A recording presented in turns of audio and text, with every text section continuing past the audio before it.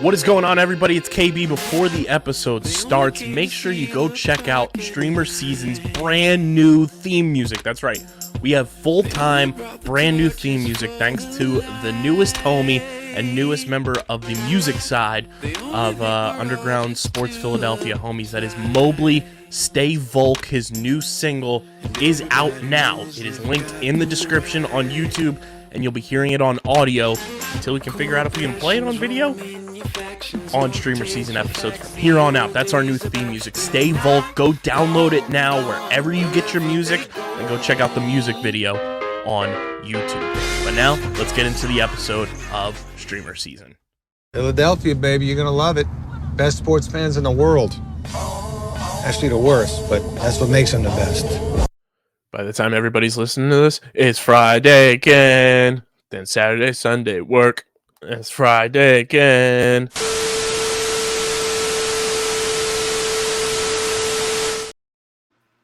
What is going on, fellow streamers? Welcome into another edition of StreamerSZN, the exclusive streaming platform, TV and movie podcast on the Underground Sports Philadelphia Podcast Network. It's KB and Dylan coming at you. We got more Ted Lasso to break down. We would have had more White House Plumbers to break down, but we'll get into all of that. HBO Max is now Max, and we'll get into everybody's favorite segment, the streaming platform Multiverse News and Notes. But before we get started, be sure to follow us on the socials at StreamerSZN, Twitter, Instagram. Follow Dylan on Twitter at Dylan Mazzola. Follow Christian on Twitter at TheWiz_PHI. And follow me on Twitter at KBIZZL311. Subscribe to the podcast feed, Apple Podcasts, Spotify, wherever you get your podcasts. Dylan, say the line. The line is that wherever you get those podcasts, you should be able to leave reviews and or comments like YouTube. And then you should, in those reviews and comments, obviously say nice things. Give us some likes, some subscribes, 5 stars. But also let us know what you want us to watch next. We're kind of, today's a good example. Kyle and I are having issues with Max, formerly known as HBO Max. So no plumbers. And Kyle's rapidly chugging along. And oh, no. Someone tried calling me. They don't know my schedule. It's earlier than usual, people with Kyle recording. Anywho, let us know what you want us to watch. We definitely have open slots. So if it, captivizes me, Kyle, and Christian, we can put it on our schedule. Yeah, well, I'll hopefully have time this weekend to sit down and update our Letterboxd account as well. Follow us on Letterboxd. And DJ is going to be in town. He's going to be in studio the next week and a half or so. We're planning on going and seeing. I'm going to see Guardians for the second time because DJ hasn't seen it. He was like, would you be down to see Guardians? And I'm like, fuck yeah, I'd be down to see Guardians. So anybody who wants to come see Guardians with us.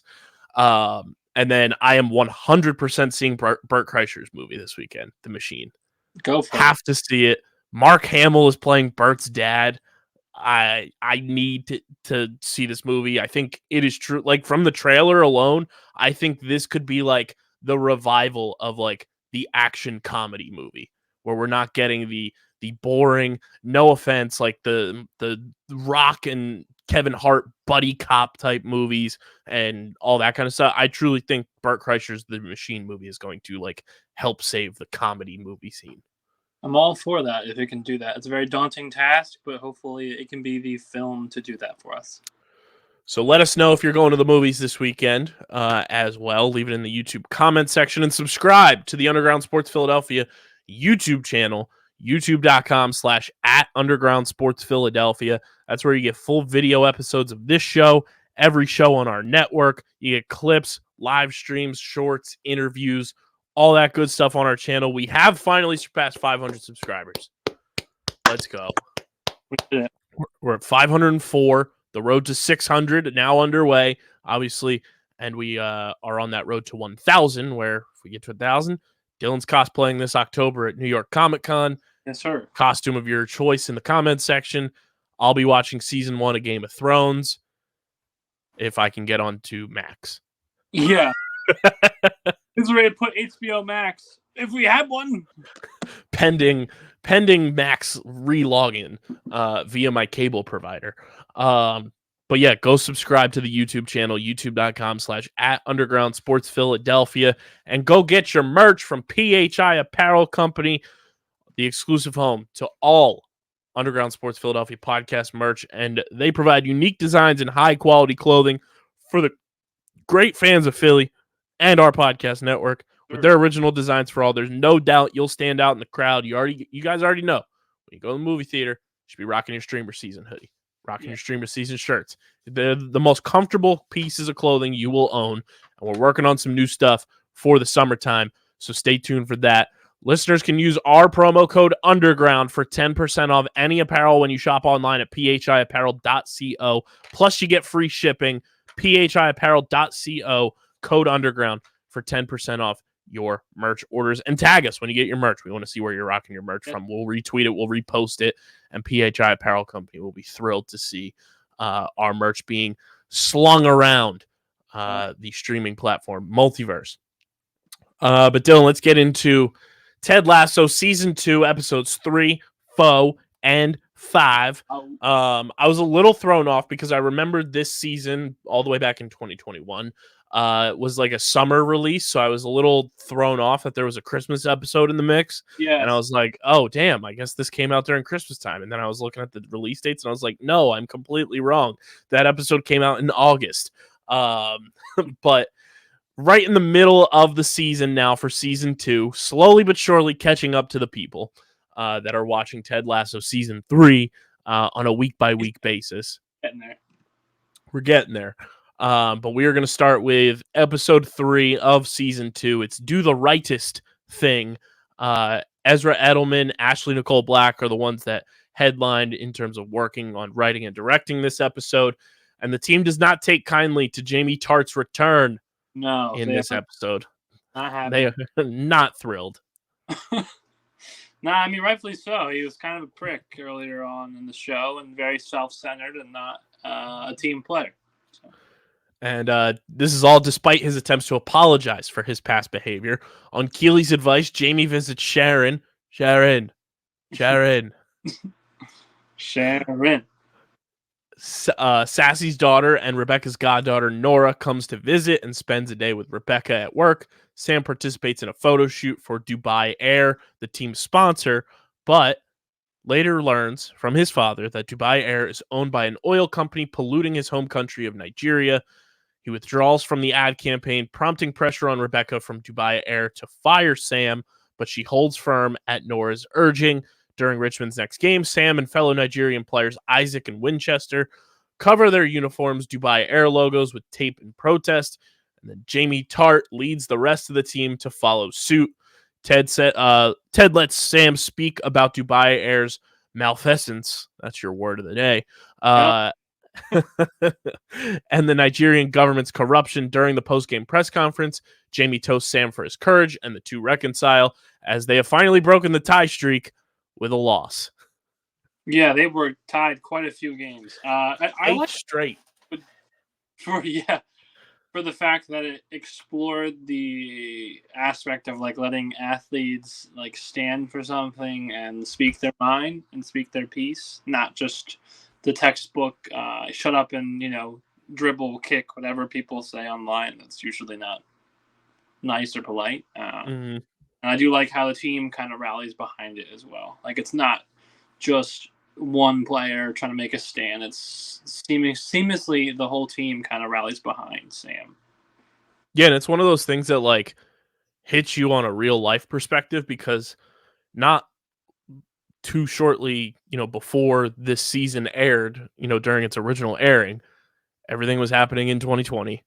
Athletes, trying to take a stand for social justice issues, everything that, like, rightfully so. Like, they're humans. They should have that platform and have a larger platform than most.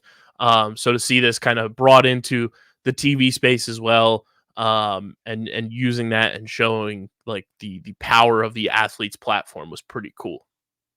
Agreed. I very much like that aspect, and I remember really enjoying the episode for a lot of reasons. It just felt grounded in a good way, like realistic in terms of like how athletes should be able to use their platforms. 100%. I really enjoyed this episode. It was very fun. Kind of like the episode that gets the season's ball rolling.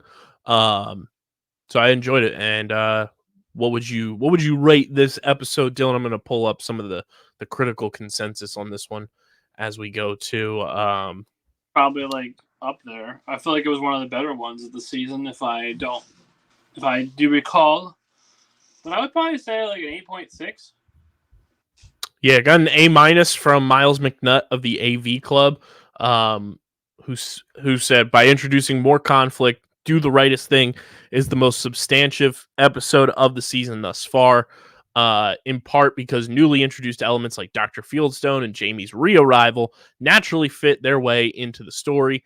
Ted Lasso has a great way of threading stories through episodes, which we mentioned last week, as well. And Rebecca running into Roy gets us an update on her dating life, which Keely's promotion of Banter, the dating app, Yeah.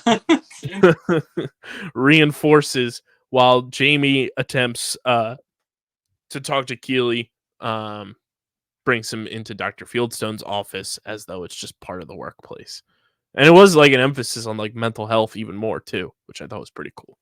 No, the whole fact that this season they have their own psychiatrist, like their own, their person to talk to is interesting, and that's why I like Ted Lasso. Like, it's very much a happy show, but it's also very much a sad show. But it does it in the right balance in terms of it brings you down and then builds you back up, and sometimes doesn't always bring you back up right away, as you're probably starting to realize.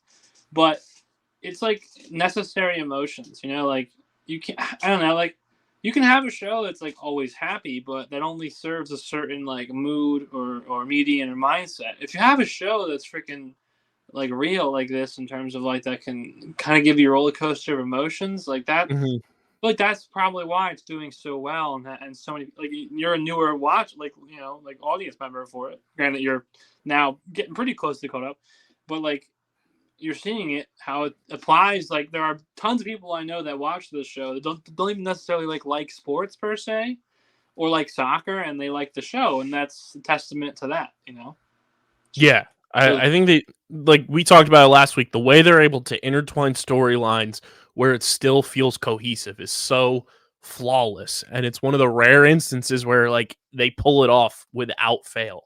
Because that's definitely an art. We've watched several shows that we've reviewed on here, and there's also shows that we've watched, you and I, and talked about where they don't do that, and that's why we've got some things we've gotten lower scores in life, because it feels like a clusterfuck. Pardon my French, but this does not. It feels almost like I would almost use the word masterpiece in terms of how well it's able to balance all these stories and make it seem cohesive. Yeah, because we even talk about it a ton with like Star Wars: The Clone Wars, which you and I both love. We think it's one of the better Star Wars properties out there. But we mentioned it when we were doing The Mandalorian season 3. Like, there were episodes in there that if you watched The Clone Wars, you appreciated what happened in that episode of The Mandalorian. But if you didn't, you were like, where the fuck is this coming from? And Yeah. Clone Wars did that to you a lot through 7 seasons, where it's like bang, bang, bang, bang, bang, like 4 or 5 episodes of like plot, storyline, whole 9 yards, and then out of the blue, let's go on a buddy cop episode with R2D2 and C3PO. Like, just out of nowhere. And it's like, how does this fit with the storyline? What is happening? Bring me back to my plot that I was building with General Grievous and Count Dooku and everything. It was one of those things that you kind of just had to get used to with that, and remember that with Rebels, like, it almost was it was a Cartoon Network show at one point where it was, week by week, and they were just, putting it on as a kid's like Saturday morning cartoon type thing. Yeah, which is that's very evident of what you just described. Like, the fact that it's like serious, some adult elements, and they're like, yay, beach episode. That's a very popular joke in anime. They always have beach episodes, and there's nothing happens. It's always just filler. And that's pretty much the same thing with Filoni's universe, with like what Kyle said, random buddy cop, or as I joked, random side quest episodes, in terms of like just randomness happening that really don't matter at all. Yeah, 100%. So I'm also going to give this episode an 8.6. Big fan of it. I thought it really gets the ball rolling for this season. So that's an 8.6 overall for episode 3 of season 2 of Ted Lasso, which then brings us to Episode 4. It's almost the sad. the August 13th Christmas episode, which I got to start it off with. Absolutely loved the nod to the traditional Christmas movies like the Rudolphs and the Frosties and stuff like that with the animation intro that this episode delivered with. Oh yeah, this one's getting a higher score for that. Absolutely loved it. And I thought that was a nice little touch for like it being like the Christmas episode. Which I feel like this is an episode you just have to watch at Christmas now. Season 2 of Ted Lasso is a Christmas show. Facts. Debate your mothers. She's not here right now. Leave a message after the beep. Beep. Hi, Mom. I Hey, miss you. Ted Lasso's this Christmas show. Bye. Oh, that's great. So during Christmas, Ted unsuccessfully tries to spend time over the phone with Henry and Michelle and becomes dejected and starts drinking afterwards. Makes you Rebecca, suspecting Ted would feel alone in his post-divorce Christmas, brings him along to give gifts to underprivileged children across town.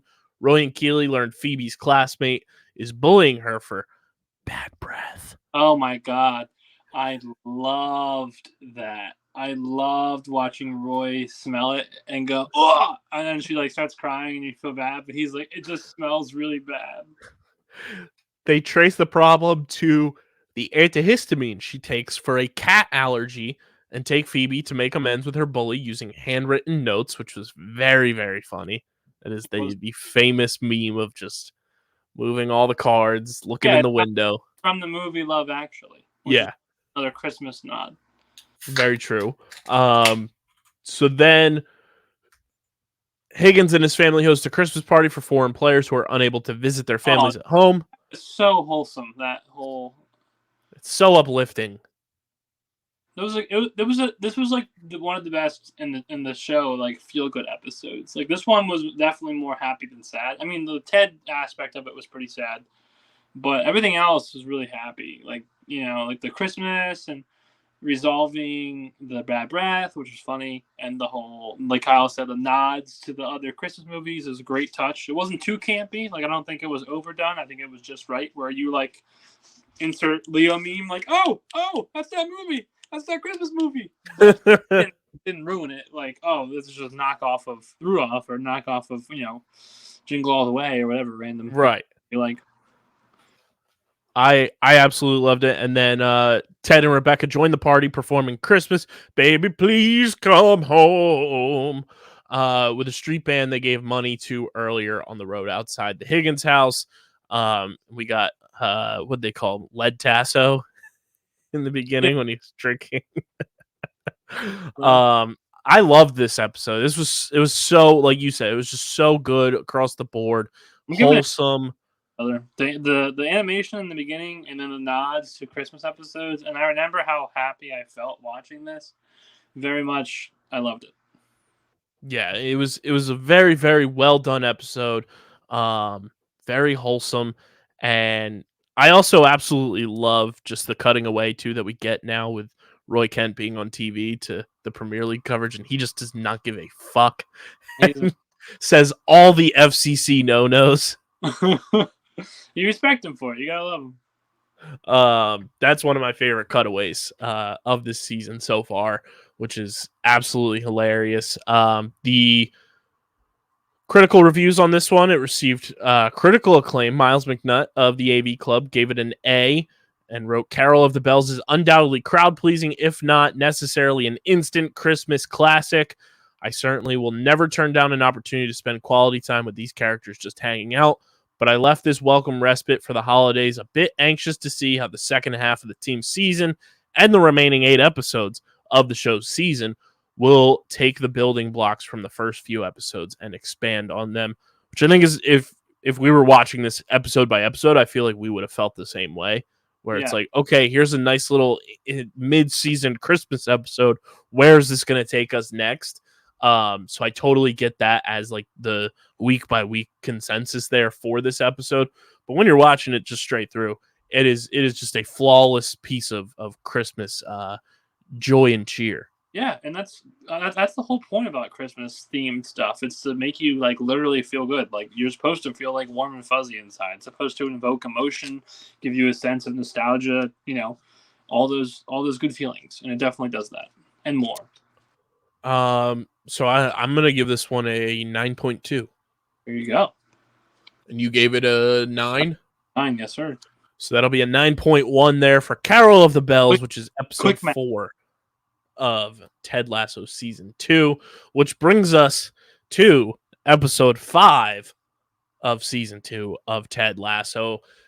And before we keep it pushing, got to talk to you guys about our friends over at Tomahawk Shades, the best small batch eyewear in the game. I have new blue light glasses on the way. I have new sunglasses that came a few weeks ago. They're simply the best. They have a look and a style for any event, any type of vibe you're trying to hit. And Tomahawk Shades, they're doing it for a fraction of the big eyewear companies, and they are a much more quality product. Tomahawk Shades, they got sunglasses, blue light glasses, prescription lenses, ski goggles to protect your eyes in all types of weather, all types of situations. Can't talk. The ski goggles thing is nuts, by the way. It's so cool. So go to tomahawkshades.com, fill up your cart, get everything you need for the summer, protect your eyes when you're watching your favorite shows and movies. And when you go to checkout, use code USP for 25% off your order. That's an absurd code, first of all. Second, it's already an affordable price, and we're giving you 25% off that affordable price. TomahawkShades.com, code USP for 25% off your order. That's what they call this episode titled Rainbow. A very interesting episode, and I think it answered everybody from the AV Club's questions, where it kind of sparks a lot to do with kind of the inner workings of AFC Richmond in this episode. As Nate timidly tries and fails to book a window seat at his parents' favorite restaurant for their anniversary, after Rebecca and Keely teach Nate how to be more assertive and confident, I couldn't help but think about when Plankton is trying to teach SpongeBob how to be aggressive and assertive. Yeah, the ice cream. You can have it. It's okay. You used me for land development. That wasn't nice. Classic.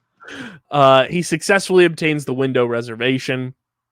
Rebecca becomes interested in her new match on Banter, an anonymous dating app co-owned by Keely and sponsoring Richmond. Richmond continues to struggle, in part due to Captain Isaac's anxiety hampering his leadership. Yes. Roy helps him by taking he and Ted to a field near his childhood home and having Isaac play a pickup match with neighborhood footballers, reminding him to have fun while playing. While commentating on his Soccer Saturday show, Roy watches a newly enthusiastic Isaac on the pitch and realizes he misses being involved with the game. He abruptly leaves the broadcast and makes his way to Richmond Stadium, dislocated his knee on the way or something of that nature. That was gross. The whole time, fuck. Classic. Dude. And he joins Ted's coaching staff to the applause of Richmond supporters and Nate's chagrin, where we get, he's there, he's here, he's there, he's every fucking where, he's Roy Kent. This episode was hilarious. It had a lot of the reasoning why I think Christian kind of teased to me why I'm not gonna like Nate very much longer. You told me this as well, and you kind of get a little bit more breadcrumbs on that in this episode. He's a annoying character, to say the least.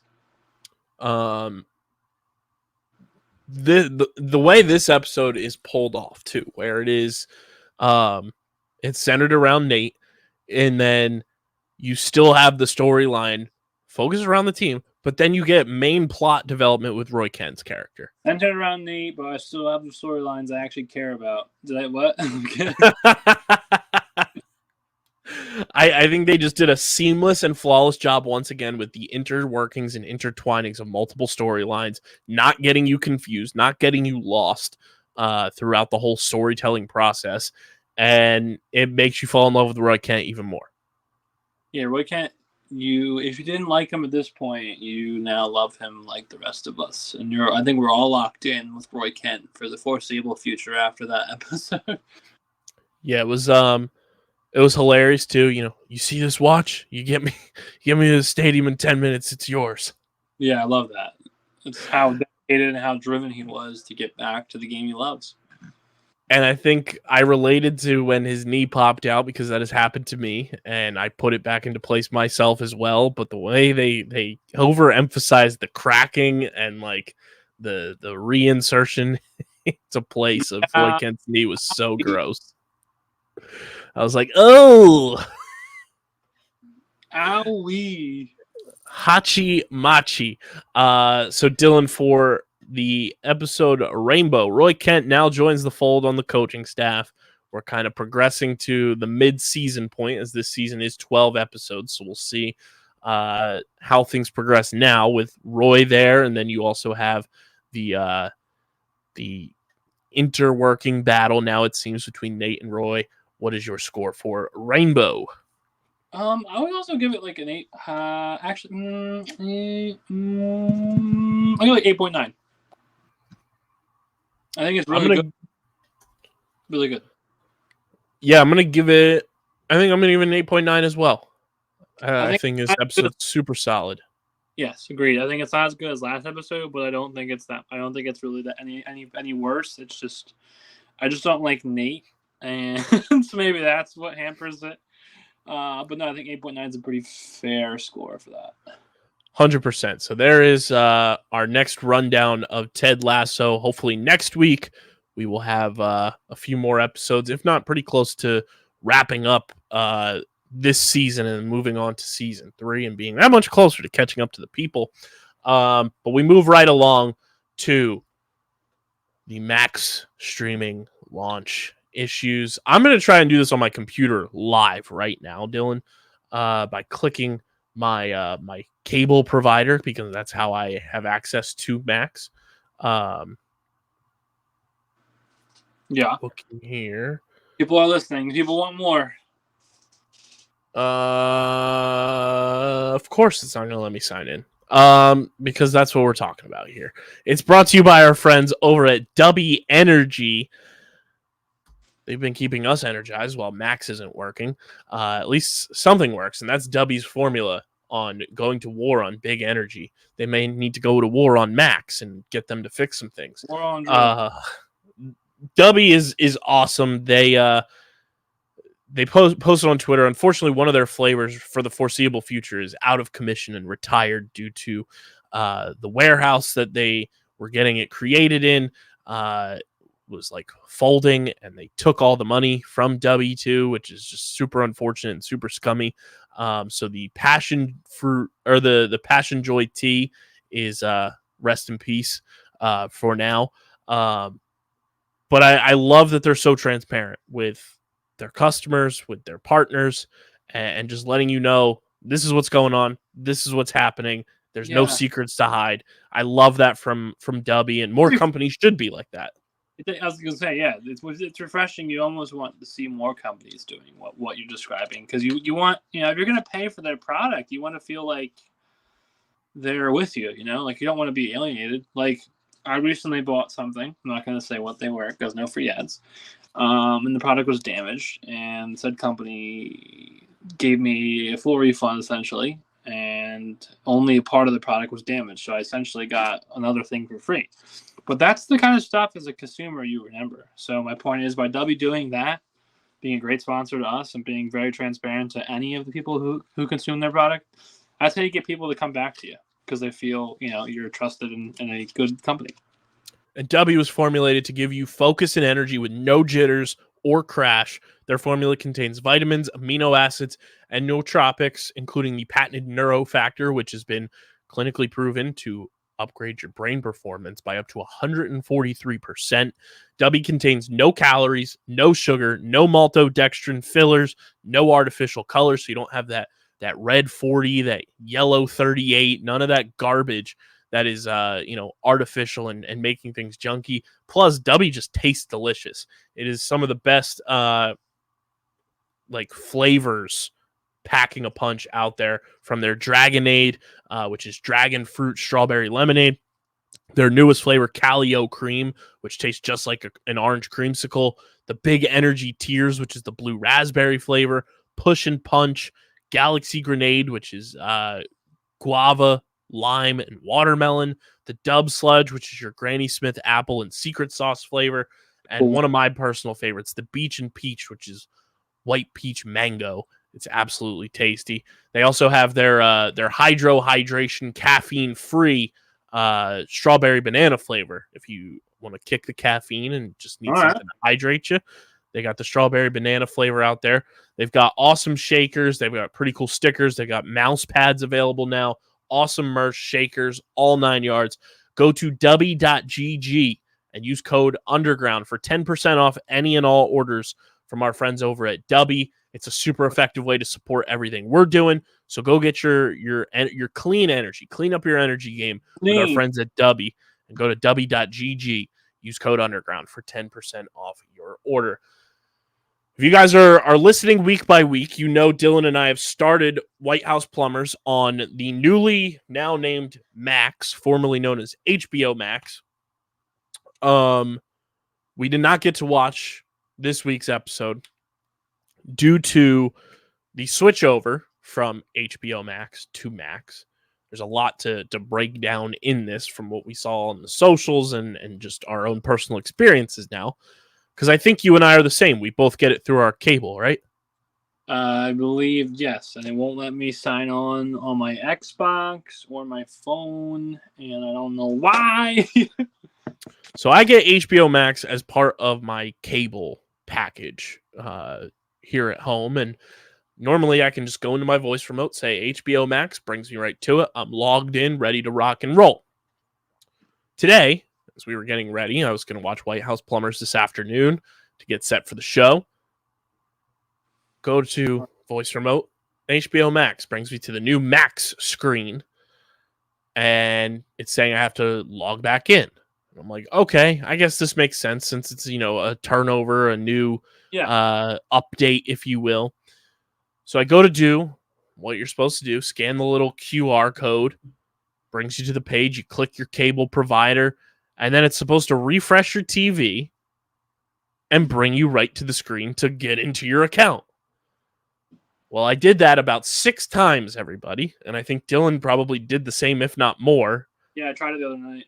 And it just brings you right back to the screen to sign in again. Every single goddamn time. It's So we are locked out of Max right now. If there's anybody who works for Max or HBO Max or whatever you want to call it, Discovery Plus, whatever it may be, we would love to talk to you and figure out why the fuck we're locked out of our accounts.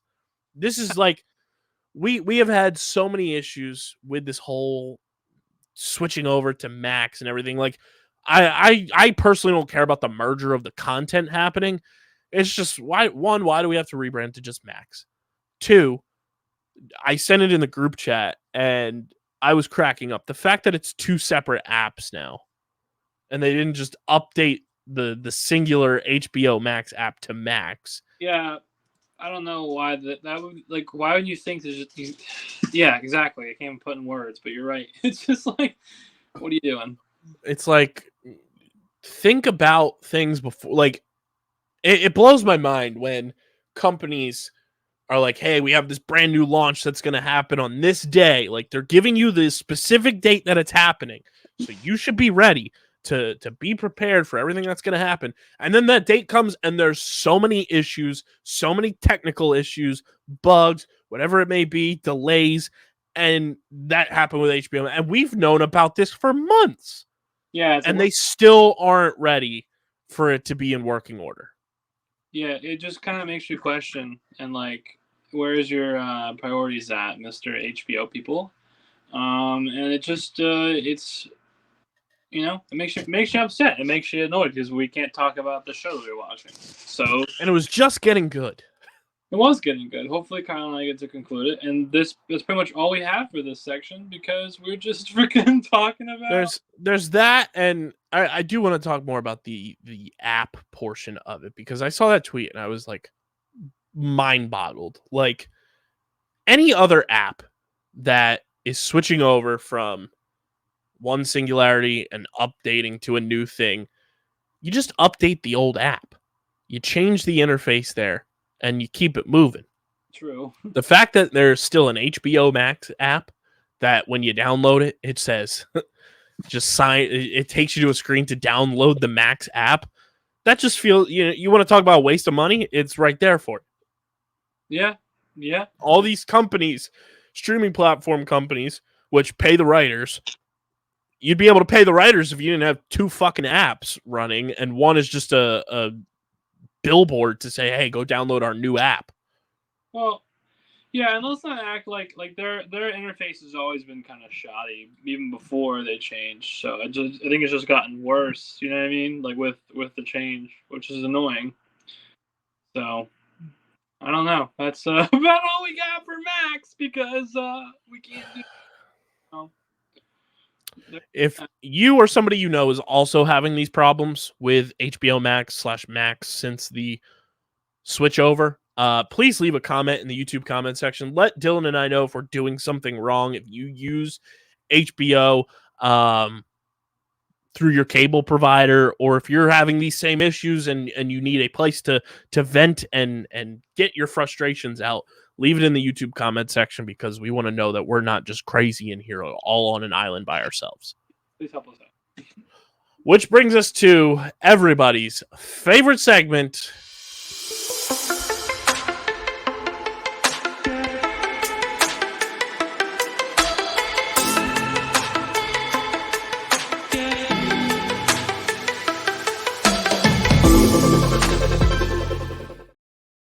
It is the streaming platform Multiverse News and Notes, brought to you by our awesome friends over at Kenwood Beer, Dylan's favorite beverage of choice when he's trying to log in to the new Max interface. You guys can go to kenwoodbeer.com, check out the Kenny tracker to see who has Kenwood Beer on tap in the Philadelphia area. It's 4.1% ABV, just 127 calories, 10 grams of carbs, the best light beer on the planet. You can get it at your local Philadelphia area liquor store, or if you're in Eastern Pennsylvania, you can get it at your local Whole Foods. Light body, light calories, plenty of flavor, the best light beer on the gosh darn planet. Must be 21 or older to do so, and of course, please drink responsibly. They just did a nice little brand refresh as well, Dylan, and on their Instagram, they posted this, and I feel like it fits our show, so I feel like we should start off the news with this fun little segment here. This is original thought number 532. Don't give in to the tyranny of convention. Just because nobody you know has a TV in their bathroom doesn't mean it's a bad idea. Think original, drink original, Kenwood Beer. Best place you've ever seen a TV, Dylan? Best place I've ever seen a TV? Probably would have to be... I don't know. I have a TV on my porch, and I watch the Phillies games out there. So that's clutch. I've been trying to convince the Madre to get that in action here. An outdoor TV. It's taking a little while. I'm hoping soon because mine's outdoor TVs are clutch. I would be out there all the time. I do feel like, I don't know if this is like Mandela effect, but I do feel like I've seen a television in my lifetime in person in a bathroom. I mean, it's possible. I do feel like I have. But in the YouTube comment section or tweet at us, best place you've ever seen a TV. We'll retweet and share the best ones. But Dylan, let's get into the news and notes. As we mentioned, HBO Max is now Max, and it is giving us absolutely tons of issues. But all of these old school Disney IPs, Dylan, they are getting released into the Creative Commons place as a gory horror Cinderella movie is in the works. What? That pumpkin gonna eat her. Yeah, that's probably, yeah. Yeah, she did. Jonathan Schwartz says Secret Invasion is inspired by the Winter Soldier, but takes that a step further. What? I like that. I like What? the sound of that. I like the sound of that. Secret Invasion. Secret Invasion, man. Starts streaming on Disney Plus. No free ads. But we will be covering that show in depth on June 21st. Moving right along. Dylan, after 20 years, Clone High has returned with new episodes. Unfortunately, they are on Max. Fuck. Why can't we just have nice things? Why can't we have nice things? Why can't we have nice things? Looking here, Renate Reinsev Reinsv, I apologize, has been cast alongside Pedro Pascal in Zach Kreger's Weapons. Oh, Pedro. This will be very interesting here. We got another merger of streaming platforms mishmashing together, but I feel like this has been happening for a while with these two. Paramount Plus with Showtime will launch on June 27th at $11.99 per month. The Showtime over-the-top app will be shuttered by the end of the year. So Paramount and Showtime doing the tango now. I'm okay with that. I mean, yeah, but you are right, though. I feel like that was rumored for a while. Our girl, Ming-Na Wen, she will receive a star on the Hollywood Walk of Fame on May 30th. Rightfully deserved. Yeah, dude. She's killing it. Looking here right along. Where did it go? Alan Richardson says he took over the role in Fast X that Keanu Reeves was in talks for. Tough act to follow. Okay. I guess. Looking here, this is just a funny, haha, not funny, weird. Pedro Almodovar's Strange Way of Life, based on 16 reviews. This is the Ethan Hawke, Pedro Pascal kind of new era interpretation of Brokeback Mountain almost. 16 reviews, Dylan. Can you guess the tomato meter score? 69. Yep. Nice. The internet works in ways that does not disappoint. That is absolutely just perfect.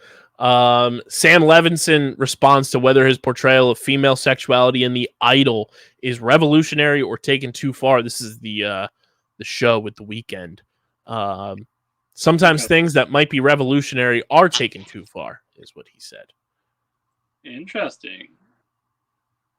Looking here, Denis Villeneuve, your guy, Dylan, you love him. From Dune, Christian's absolute savior and lord, says Florence Pugh, Zendaya, Timothy Chalamet, and Austin Butler, quote, will be the new power in Hollywood.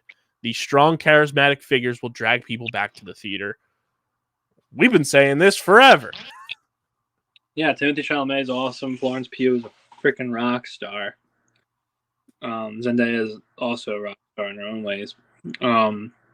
Yeah, no, they're young, and I Austin think Butler's been doing it since his Hannah Montana days, right into his he's Elvis. Not to bring up any past trauma for you. Oh, God. No, it's a good point though. Seriously, like Austin Butler as well. I almost forgot about him, but no, there's a good young wave of actors, and there's a bunch of good, like, talented younger actors out there that are good enough to bring people back. But I think those are definitely the big names. Yeah, and they're in that age demographic that they are young and relatable. Yeah, and they're like attractive at not physical. Physically, yes, but I'm saying they're attractive in terms of like what they bring, like what they age. The talents that they bring, the age that they are. Like they're not like just turning 18, so they're not like like child stars. They're young adults. They're adults. So it's like they all kinds of films. Releasing on Netflix June 22nd. I don't know if this piques your interest at all. Dylan, Skull Island. It's a new series set within the Monsterverse, which is the kaijus of King Kong, Godzilla, and everything. It's an animated show. Alex is from Scooby Doo, brother.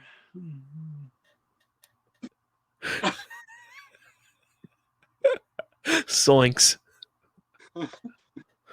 But yeah, Skull Island, a new series set within the Monsterverse, releases June 22nd on Netflix. It is kind of it's animated for sure. I don't know if it's exactly anime.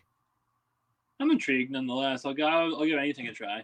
But this is the cool stuff that I think James Gunn is also putting in motion with DC, and to see the Monsterverse kind of doing this too, where animated stuff is canon to stuff that's happening in your live action movies and stuff like that. I enjoy that, and we got a taste of that with Marvel with What If, where a lot of it we've kind of seen it trickle now into the live action MCU. I think it just adds depth to your universe that you're building with all of these, say what you want about universes and movies and stuff, but there are established ones, and I think if you add new elements to them, like having canon animated programming, it only enhances what you're able to do. And what you're able to do, and it brings different people along to support the projects and the worlds that you're connecting. Yeah, 100%. Here's one of our favorite topics to talk about, Dylan. Netflix has begun their crackdown on account sharing. It will cost $7.99 per month extra to add another user to your account. If users do not pay, their Netflix account will be blocked. Block this. No. I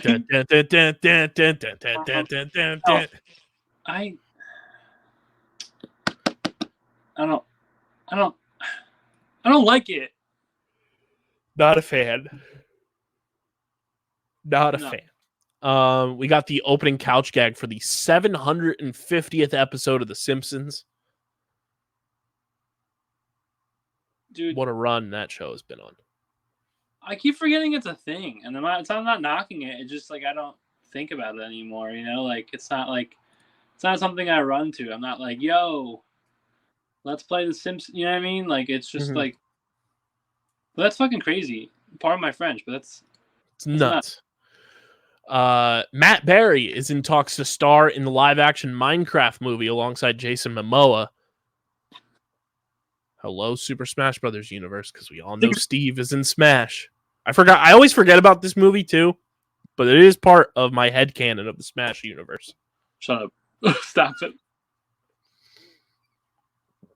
Aliens. Yep, that's you. With the Charlie Day meme.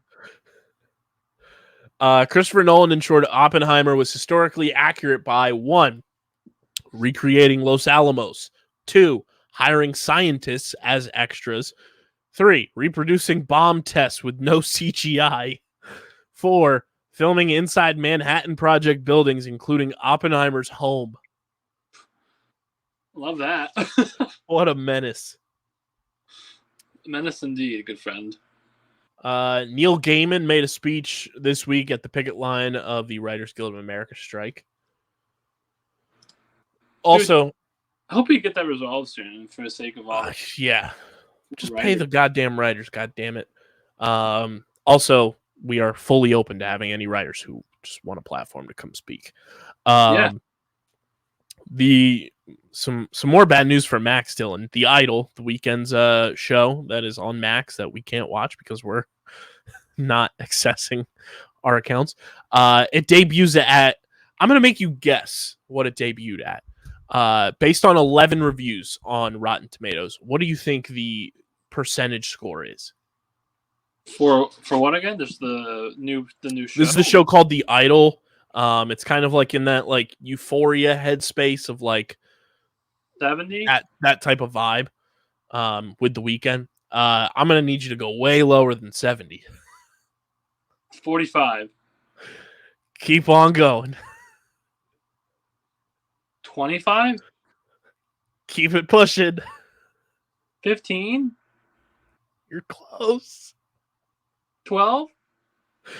Keep going. 10. A little bit lower now. 7. Little higher. 9? 9% on Rotten Tomatoes. God. That's so bad that when we get our access to our Max accounts again, I feel like we have to watch it just to see why it's so bad. I don't know if I want Just to. the first episode. To be like, why is this so bad? That's I like Emoji Movie level bad. I think I'm scared to watch it. Oh God, man, that's crazy. That's nuts. Unbelievable. Yeah, that's the show with The Weeknd and Lily Rose Depp. Yeah, I figured the trailer that I had to watch for it looked uncomfortably sensual, and then the fact that it's getting those reviews doesn't really surprise me. Dylan coming to Prime Video June 1st, one of the most memeable characters online of all time. I'm going to make you guess by the way I'm looking at the webcam. Be sure to be watching on YouTube. Memeable characters? Who's? Well, The Rock does that when he smells stuff, but he's the No bitches?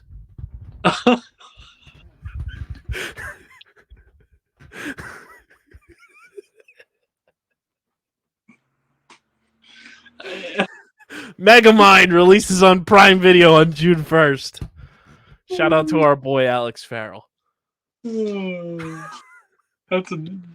crazy. That's crazy. Now filming Good Burger 2. Welcome to Good Burger. Looking here as we move right along. Ryan Gosling says, Ken wasn't really on my bucket list, but in fairness, I don't have a bucket list, so I thought I'd give it a shot. That is the most Ryan Gosling quote of all time. We appreciate the honesty, Sir Ryan. As we keep pushing here. Hey. Kristen Stewart, Josh O'Connor, and Elle Fanning will star in Kareem Inuz's next film, Rosebush Pruning, all one word. The dark satire film follows a young man suffering from epilepsy who plots the murders of his dysfunctional family. Oh, okay. That's something. It's terrifying. Yeah, that's one way to put it. Pedro Pascal. We've had this quote before with Oscar Isaac, so I'm preparing you for what we're about to endure. Pedro Pascal on being called daddy online, Dylan. This comes from the Hollywood Reporter. I'm having fun with it. The daddy thing seems a little role related. There was a period where the Mandalorian is very daddy to baby Grogu, and Joel is very daddy to Ellie. These are daddy parts. The fuck? I mean, he's right, but wrong. Oh, that's great. American-born Chinese starring Michelle Yeoh, Ke Huy Quan, Stephanie Su, Ben Wong, and Daniel Wu is now streaming on Disney+. They essentially just took the cast of Everything Everywhere All at Once and put it on Disney. Hey, if it ain't broke, don't fix it. Ted Lasso Season 3 ends next week.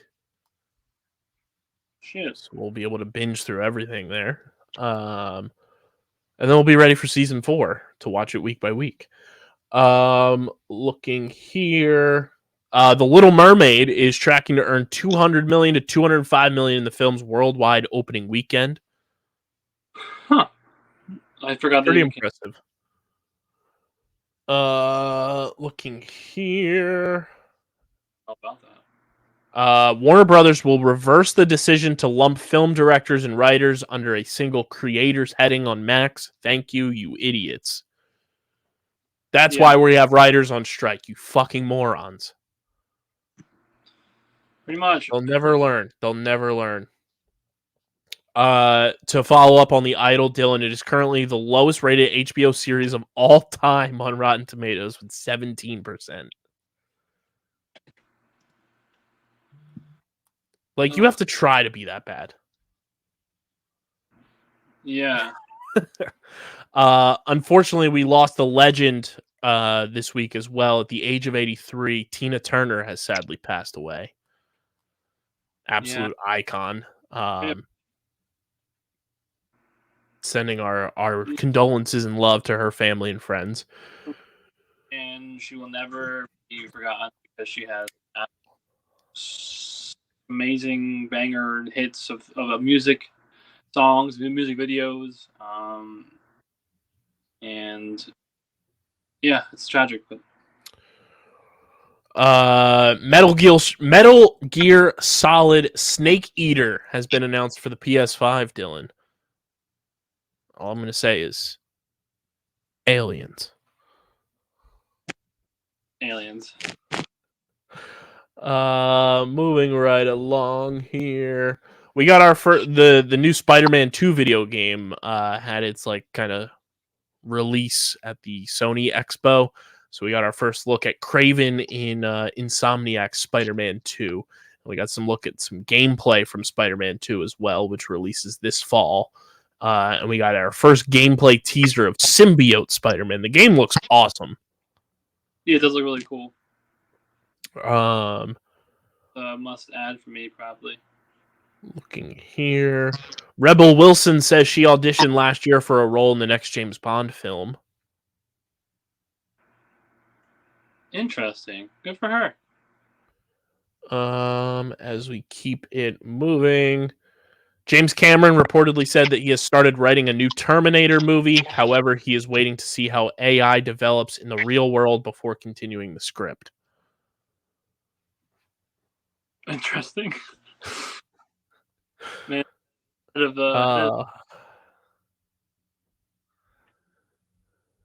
just a James Cameron, man. We have the Barbie soundtrack, Dylan. It includes artists Lizzo, Haim, Ava Max, Dua Lipa, Ice Spice, Charlie XCX, Tame Impala, Ryan Gosling, The Kid Laroi, and you can't have a Barbie movie with a Barbie soundtrack without the Barb, Nicki Minaj. It's gonna slay, I guess. I don't know what else to say. And we keep pushing here. Idris Elba stars in the first trailer for Hijack. Series premieres on June 28th on Apple TV+. Yeah, I'll set that one out. Be honest. I just pictured your face on the robot SpongeBob. Maybe I don't feel like it. Yeah, pretty much. That's me. We got a new trailer for Studio Trigger's Delicious in Dungeon. The anime series releases in January 2024. I know you're a big Studio Trigger fan. I do like that. Quentin Tarantino says he will cast someone he hasn't worked with before as the lead in his final film, The Movie Critic.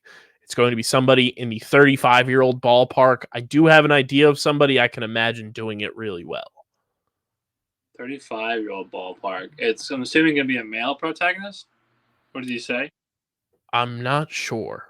I'll have to ask Christian because he definitely would know. Well, again, Tarantino has had both male and female protagonists in his films, so I can't definitively say, whether it be one or the other. Nicki Minaj, Aqua, and Ice Spice perform a new version of Barbie Girl in Greta Gerwig's Barbie. I'm both excited and terribly nervous to see how that's going. Dylan, here is your ready to feel old moment because we weren't even alive when this released in theaters. You save it towards the end too. You're a real good guy for that. But go ahead, ruin my day. 40 years ago today, as we record this on the 25th of May, oh God, Return of the Jedi released in theaters. 40 years ago. 40 years ago. God. That's crazy to think that movie is that much older than us when you put it in perspective like that. Because I'm only 27. Yeah, I'm 29. Yeah, exactly. The movie's a whole 13 years older than me. Colin Farrell speaks at the picket lines for the WGA strike. Quote, "It's a testament to the arrogance of those at the top that these people are now out of work because they are doing the right thing." Hell yeah, brother. He's in it. He's one of us. One of us. Would love to have Colin Farrell on this podcast. All episodes of Love and Death are now streaming on Max. Maybe one day we'll be able to watch them. The finale is this Yeah, they're all available now. And then Quentin Tarantino on what's next after he stops making films. I could do a TV show. I could do a short film. I could do a play. All kinds of things I could do. But I'll probably just be more of a writer. interesting.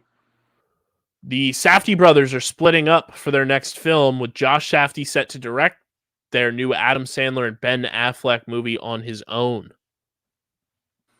Interesting. We got our new international poster for Across the Spider-Verse, which looks absolutely gorgeous, and I need the actual poster because it's unreal.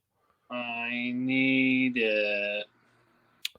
Jack Quaid has been cast in Companion, a new sci-fi thriller produced by Zach Kreger. Okay. A Creed sequel comic will release on June 28th from writers LaToya Morgan and Jai Jameson, artist Wilton Santos, and creative director Michael B. Jordan. The comic is set 10 years after Creed 3, as Amara Creed sets off on her own boxing path. Insert robot. Maybe not. I kind of like this approach, though, where we've talked about this stuff. It's like, there's a lot of stuff that gets made as like movies and shows, and it's like, why do we need this? Why do we need to keep dragging this along? I like the route of, hey, we don't need to make a full-fledged movie about this and continue along this journey right now.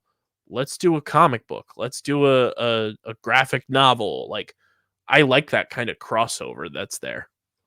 That's true. I appreciate that aspect of it. I would agree. It's just from a standpoint, I don't personally want to watch it, but I do applaud what they're doing. Tamir Morrison will reportedly star as Captain Rex in Ahsoka. Let's go, Dylan. Let's go.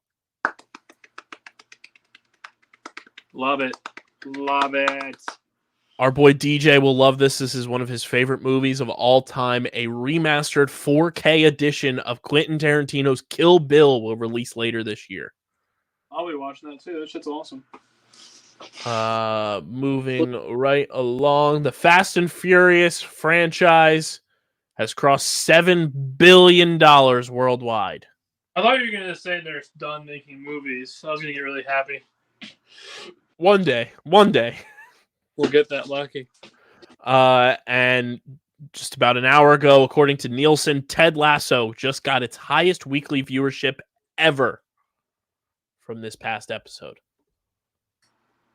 Wow. That's good for Ted Lasso.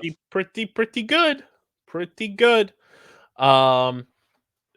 Hopefully next week we'll be able to dive back into Max and have access to our accounts.